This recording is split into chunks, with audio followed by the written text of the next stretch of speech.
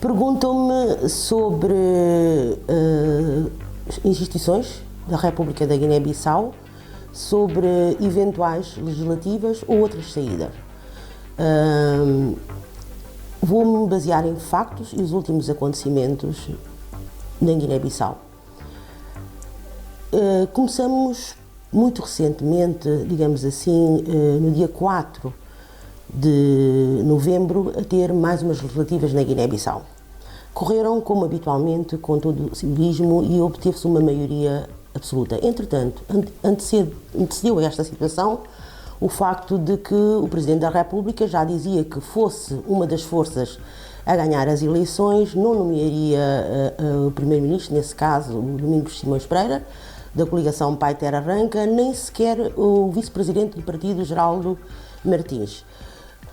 Ganharam a maioria absoluta, foi isso que o povo entendeu e o povo deu esse resultado. Depois destas legislativas, a tomada de posse desenrolou-se ad eterno, bloqueando tudo o que eram os prazos legais previstos para a abertura da sessão parlamentar na Guiné-Bissau. Seguiu-se a isso algo sui generis, que foi o assalto ao Supremo Tribunal da Justiça da Guiné-Bissau. Nós, no grupo da Associação das Mulheres Juristas, posicionamos, considerando que o Supremo Tribunal tinha sido assaltado, efetivamente, homens armados, homens encapuçados, durante todo um fim de semana, arrombou-se a porta do Presidente do Tribunal do Supremo, violou-se o seu gabinete, ao ponto do próprio Presidente, em exercício do Supremo Tribunal, o Presidente, ter renunciado ao cargo. Acontece que, não obstante todas estas situações, o próprio Governo diz desconhecer. O Procurador da República não aparece a tomar qualquer decisão sobre estes factos públicos notórios, flagrantes e continuados. Foram violadas normas sagradas da Constituição da República. O Poder Judicial é um dos pilares de soberania da Guiné-Bissau. Tirando esta situação, seguiu-se a dissolução da Assembleia Nacional Popular. Vejamos como. Começa com uma encenação de um desvio de fundos públicos.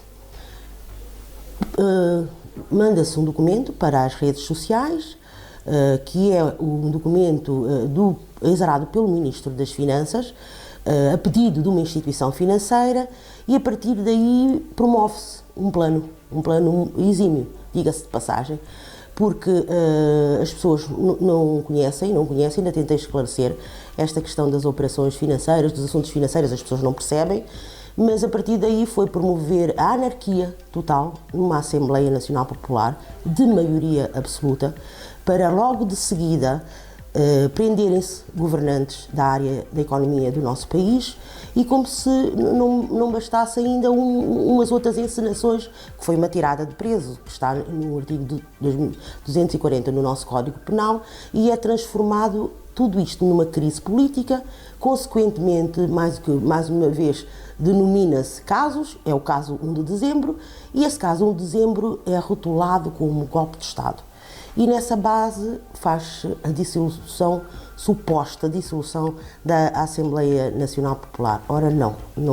É lógico que nós estamos aqui, também dissemos que estes factos vamos nos reportar à Constituição e às leis da República.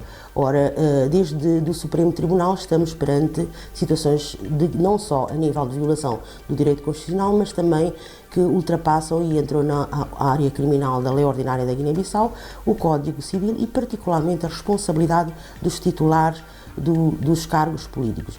Neste contexto em que vemos estes Estados, fala-se de legislativas. Como? Se efetivamente estão concentrados e obtidos abusivamente todos os poderes da nação, os pilares da democracia da Guiné-Bissau. Refiro-me primeiro que o primeiro a ser assaltado foi o Poder Judicial do país, a seguir foi a apropriação indevida, abusiva, com uma suposta dissolução da Assembleia para que a mesma deixasse de fiscalizar, que essa é que é a prerrogativa na nossa ANP, os atos do Governo, e se debruçasse sobre questões políticas internas fundamentais, que são as prerrogativas do órgão supremo, desde a proclamação deste Estado, a nossa a Assembleia Nacional Popular. E o Governo, necessariamente, porque cai a Assembleia, não tinha que ser, mas automaticamente caiu, e estamos perante um governo de iniciativa presidencial. Ou seja, com a apropriação dos pilares da democracia da Guiné-Bissau, como ir para eleições. Mas continuemos, já que falamos destas instituições, vamos ver as outras. O Supremo Tribunal da Justiça tem prerrogativas, tem uma secção específica de eleitoral. Não tem condições para fiscalizar um processo que fiscaliza o todo, pronuncia-se sobre, exceto o recenseamento, como nós sabemos, é o que está previsto na nossa lei eleitoral. A Comissão Nacional de Eleições, como caducou antes das anteriores legislações, já não reunia as condições de legalidade constitucional. Esta Comissão Nacional de Eleições, e como se não bastasse, o próprio Governo também intervém diretamente no processo eleitoral em termos do apoio de um gabinete, que é o GETAP, que é o Gabinete Técnico de Apoio ao Processo Eleitoral em Guiné-Bissau. Bom, nós estamos a falar de um governo de iniciativa presidencial. Por isto, acho que qualquer pessoa, tal como eu, é forçada a dizer que não iremos para eleições livres, justas e transparentes, e não estão minimamente reunidas quaisquer condições que permitam realizar eleições na Guiné-Bissau. E então, se é assim, qual é a saída?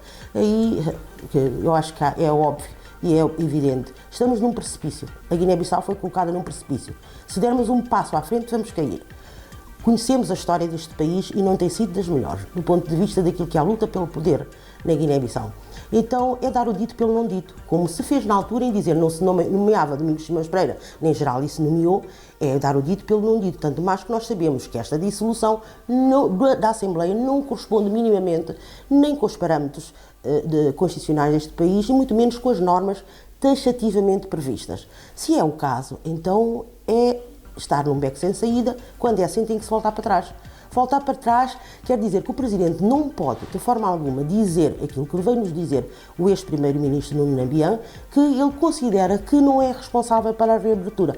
É sim, senhora. Tem que dar o dito pelo não dito para salvaguarda da própria nação e para que se retome a normalidade constitucional.